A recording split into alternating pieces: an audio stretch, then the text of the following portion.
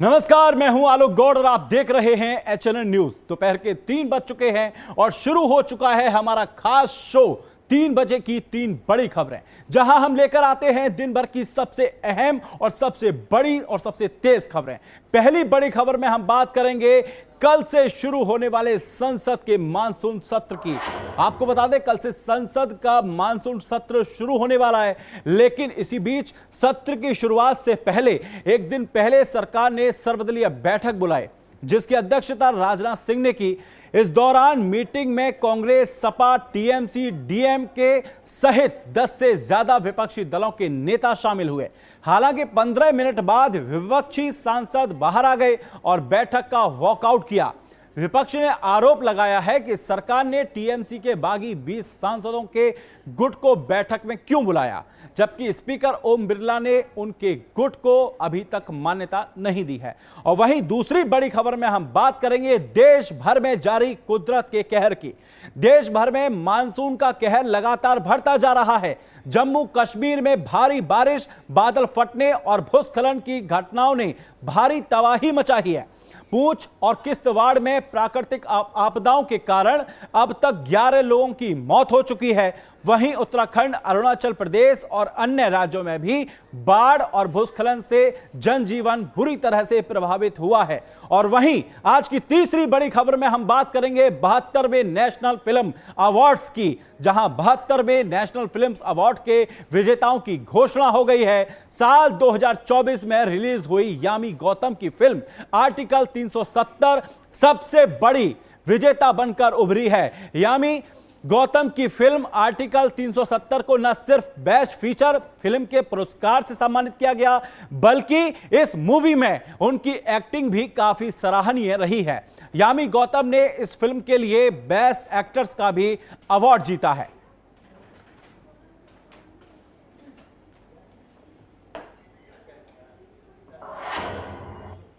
तो बुलेटिन की शुरुआत करते हैं आज की पहली खबर से। तो कल से संसद के मानसून सत्र की शुरुआत है। सत्र की शुरुआत से पहले ही, यानी एक दिन पहले, सरकार ने सर्वदलीय बैठक बुलाई। करीब 3 घंटों तक बैठक चली। इस दौरान कई बार विपक्ष बैठक को लेकर हंगामे के मूड में आ गया। तो वहीं मीटिंग की अध्यक्षता राजनाथ सिंह ने की है। आपको बता दें, बैठक सुबह 11 बजे संसद भवन एनेक्स सी में हुई है। मीटिंग में कांग्रेस, सपा, टीएमसी, डीएमके सहित 10 से ज्यादा विपक्षी दलों के नेता शामिल हुए। हालांकि 15 मिनट बाद विपक्षी सांसद बाहर आ गए और बैठक का वॉकआउट किया। विपक्ष का आरोप है कि सरकार ने टीएमसी के बागी 20 सांसदों के गुट को बैठक में बुलाया। आपको बता दें, जबकि स्पीकर ओम बिरला ने उनके गुट को अभी तक मान्यता नहीं दी है। हालांकि वॉकआउट सांकेतिक था। विपक्षी सांसद दोबारा मीटिंग में शामिल हुए। उधर संसदीय कार्य मंत्री किरण रिजिजू ने सभी राजनीतिक दलों से संसद के सुचारू संचालन में सहयोग की अपील की। उन्होंने ये कहा है कि संसद सभी की है, हंगामे से किसी का फायदा नहीं। इन सबके बीच जैसे तैसे मीटिंग खत्म हो गई और संसद का मानसून सत्र 20 जुलाई से शुरू होकर 13 अगस्त तक चलेगा। इस दौरान 19 बैठकें होंगी। सत्र के दौरान केंद्रीय गृह मंत्री अमित शाह राज्यसभा में वंदे मातरम से जुड़ा बिल पेश कर सकते हैं। वहीं जानकारी के लिए बता दें आपको कि हर संसद सत्र, बजट, मानसून और शीतकालीन शुरू होने से पहले सरकार हमेशा सर्वदलीय बैठक बुलाती है, जिसका मकसद संसद के सुचारू संचालन के लिए सभी दलों का सहयोग लेना होता है और जिसके तहत सरकार आगामी सत्र का विधायी एजेंडा और प्रस्तावित विधेयकों की जानकारी दी जाती है। साथ ही विपक्ष और अन्य दलों को अवसर भी मिलता है वे अपने मुद्दे उठा सकें। फिलहाल कल होने वाला सत्र सबकी नजर टिकी है। आपको बता दें, बैठक से पहले विपक्ष ने कई बार ये वॉकआउट किया था और लगातार संसद का मानसून सत्र अब बता दें कि कल से शुरू होने जा रहा है। अब आपको ग्राफिक्स के माध्यम से समझाता हूं। संसद में पेश हो सकते हैं ये 5 बिल। मानसून सत्र से सरकार ला सकती है 5 अहम बिल। जी हां, जिसमें इनकम टैक्स संशोधन बिल हो सकता है पास 2026 में। सुप्रीम कोर्ट न्यायाधीशों की संख्या संशोधन बिल 2026 में रखी जाएगी। तो जन्म और मृत्यु पंजीकरण संशोधन बिल में यह भी ला सकती है और राष्ट्रीय सम्मान के अपमान की रोकथाम भी इसमें संशोधन बिल में लाई जाएगी। तो सूक्ष्म लघु जिस तरीके से इन लंबित बिलों पर भी हो सकता है विचार। आपको बता दें विदेशी योगदान विनियमन संशोधन बिल 2026 में भी इसको ला सकते हैं, इस पर भी विचार हो सकता है। तो लगातार हम आपको बता रहे हैं जिस तरीके से 25 मार्च 2026 को लोकसभा में इसे पेश किया गया था, विकसित भारत शिक्षा अधिष्ठान को भी पेश किया गया था, तो लोकसभा में किया गया था इसे पेश, संयुक्त समिति को भी भेजा गया था इसको लेकर 15 दिसंबर 2025 को। तो ये वो हैं जिनका विचार इस पर कर सकते हैं। नीट पेपर लीक पर भी इसे विपक्ष के मुद्दे जो हैं, विपक्ष के मुद्दे हैं नीट पेपर को लेकर, जो नीट पेपर जो लीक हुआ था उसको लेकर भी विपक्ष मुद्दे उठा रहा है। और दूसरा मुद्दा क्या है, सोनम वांगचुक का, तो सोनम वांगचुक भी विपक्ष का लगातार मुद्दा है। तीसरा मुद्दा है राम मंदिर चढ़ावा चोरी, जो राम मंदिर में चढ़ावा चोरी का कांड जो हुआ था वो भी इनका मुद्दा है। और मुद्दे हैं E20 विवाद भी है, किसानों की समस्या भी है। तो लगातार ये बागी सांसद इस चीज को उठा, ये बागी सांसद इसमें क्यों शामिल हुए थे, ये भी एक मुद्दा है। देश भर में मानसून का कहर लगातार बढ़ता जा रहा है। जम्मू कश्मीर में भारी बारिश, बादल फटने और भूस्खलन की घटनाओं ने भारी तबाही मचाई है। पूंछ और किश्तवाड़ में प्राकृतिक आपदाओं के कारण अब तक 11 लोगों की मौत हो चुकी है। वहीं उत्तराखंड, अरुणाचल प्रदेश और अन्य राज्यों में भी बाढ़ और भूस्खलन से जनजीवन बुरी तरह से प्रभावित हुआ है। बता दें कि पूंछ जिले से सुरनकोट क्षेत्र में भारी बारिश के बाद हुए भूस्खलन से एक मकान मलबे में दब गया। आपको बता दें, तस्वीरें आप देख सकते हैं जिस तरीके से हादसे के समय घर में 8 लोग मौजूद थे। राहत और बचाव अभियान के दौरान 2 वर्षीय मासूम सहित 5 लोगों के शव मलबे से निकले हैं।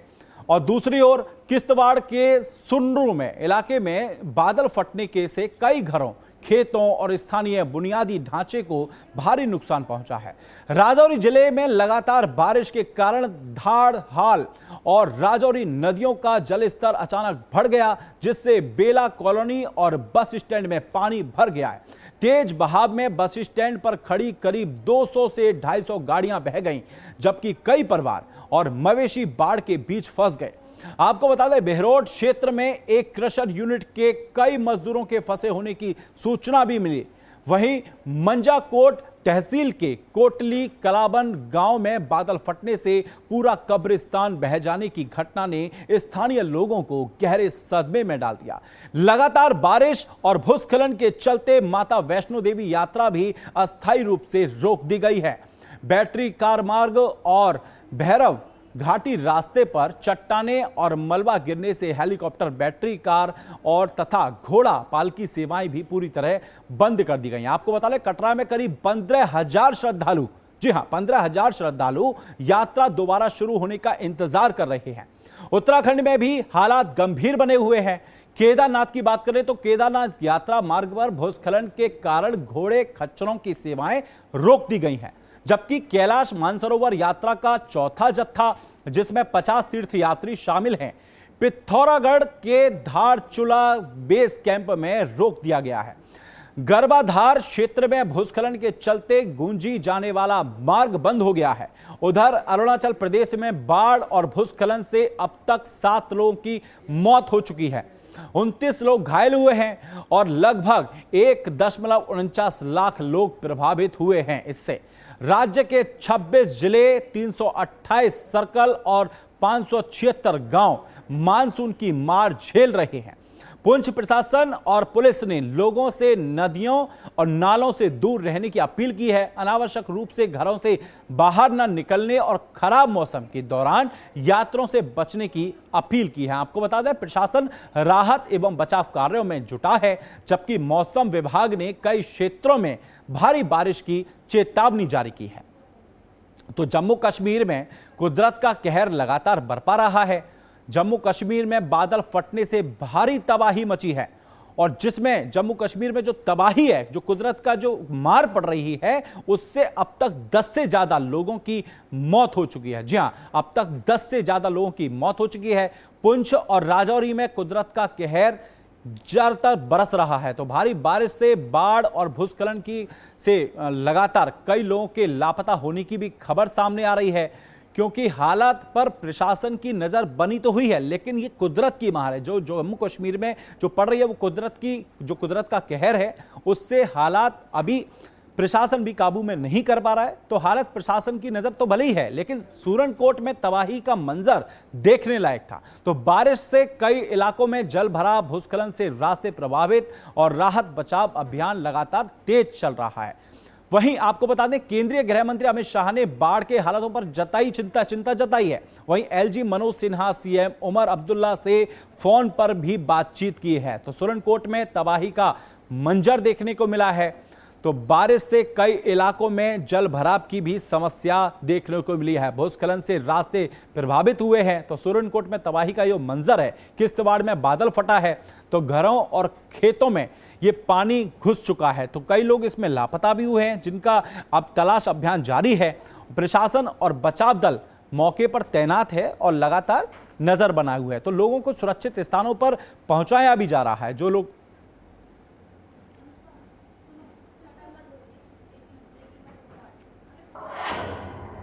चलिए बात करते हैं आज की तीसरी बड़ी खबर की। तो भारत विविधताओं का देश है, जहां की मिट्टी में आपको कई सारी संस्कृतियों की झलक मिलेगी और इसे लोगों तक पहुंचाने का जिम्मा अक्सर हमारे भारतीय कलाकारों और सिनेमा जगत का होता है, जहां हर एक फिल्म या कलाकार से कुछ ना कुछ सीखने को मिलता है।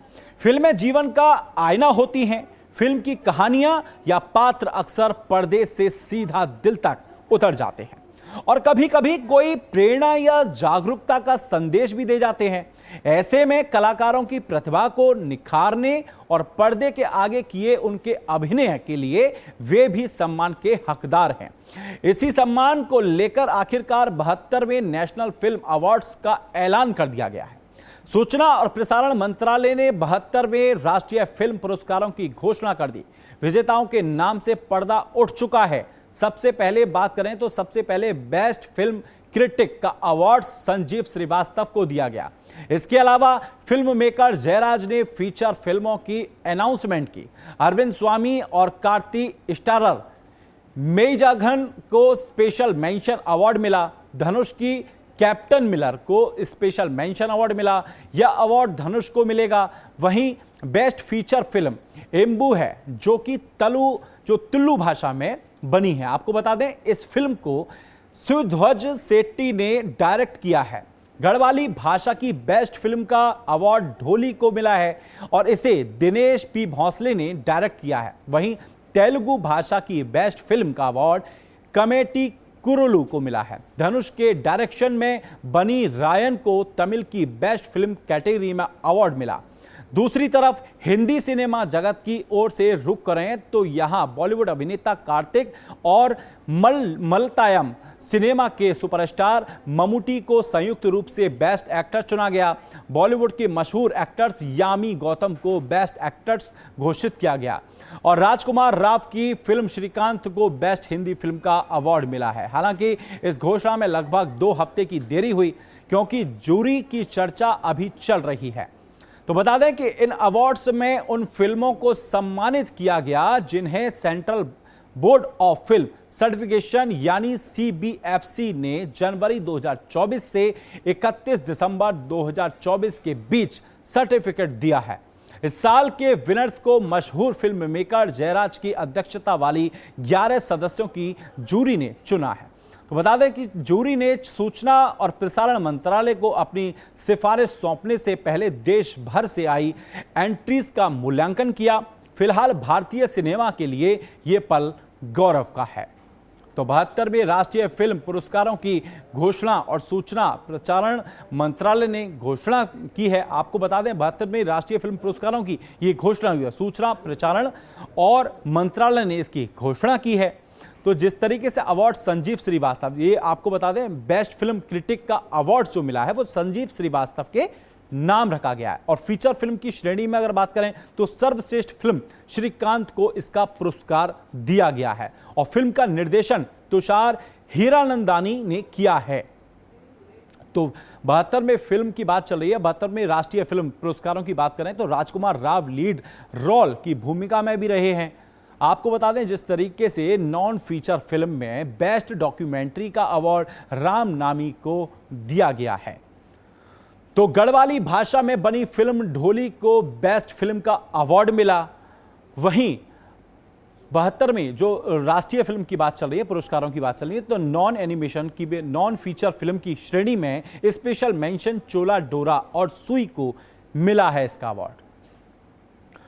तो सीबीएफसी ने 1 जनवरी, आपको बता दें जो सर्टिफिकेट अवार्ड के जो हकदार हैं वो ये हैं best feature film national social captain Miller, Tamil से हैं ये, तमिल की जो मतलब इनकी जो लैंग्वेज है वो तमिल की है। तो बेस्ट फीचर फिल्म नेशनल का जो अवार्ड मिला है वो कैप्टन को मिला है। तो बेस्ट पॉपुलर फिल्म एंटरटेनमेंट कल्कि 2898 एडी तेलुगु की हैं ये।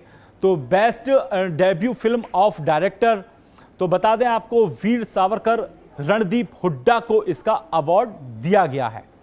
तो बेस्ट फीचर की अगर बात करें तो फिल्म आर्टिकल 370 जो रही है, जो बेस्ट फीचर जिसका रहा है तो वो है ये। तो आपको बता दें बेस्ट तुलु फिल्म एम्बू रही है, तो बेस्ट गुजराती फिल्म रही है तो वो मारन रही है, और बेस्ट तेलुगु फिल्म की बात करें तो कमिटी कुरुलू रही है।